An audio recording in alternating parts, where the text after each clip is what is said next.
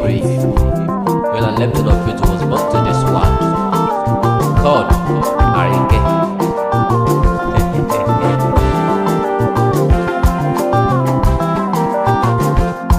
Arike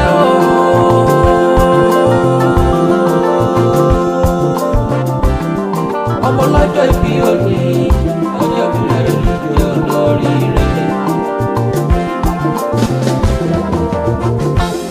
Arike máa gbẹ́sẹ̀ lọ́kọ̀ọ̀kan, bàbá mi lẹ̀gbẹ́ mọ́ kí ọ́ sọ́bẹ̀ lè rẹ̀ ó ṣọ́jú wá pẹ́ láyé ó jàre. Purchase your tracks today.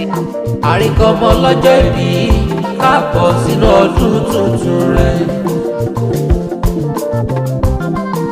6th of April, àyájọ́ ọjọ́ bí rẹ̀ lẹ́ni jẹ́. Ọjọ́ tàbí ọ̀sáyé, àkáwọn bí rẹ̀ gbé wọmọ.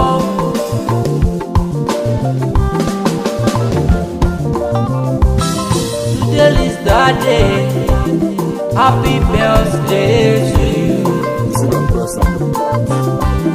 Wà á dágbà wá dòkó, ó dẹ̀ ní bọ́jọ́ lọ́jọ́ lọ.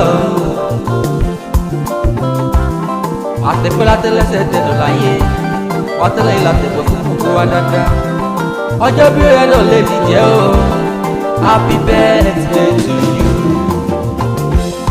Arike Purchase your tracks today. àgbẹ̀sẹ̀ lọ́kọ̀ọ̀kan, ìjọ bẹ́ẹ̀ ó ṣọ́jú wá pẹ́ láyé. Màmá rẹ̀ lọ lókè pè mí pé ọjọ́ bí rẹ̀ kankan lè ní jẹ́. Olólùfẹ́ wẹ̀ Purchase your jẹ́ tracks today. Arike tún lé lọ́dún sí i. Olúwa dágbà wá dùgbò, ọtún bọ̀ ṣọ̀pọ̀lọpọ̀ ọdún láyé.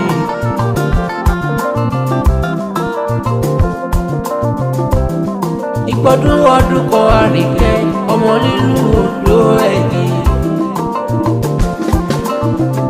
Àpò orí tún rírọ, àròyìn lágbẹ̀dẹ.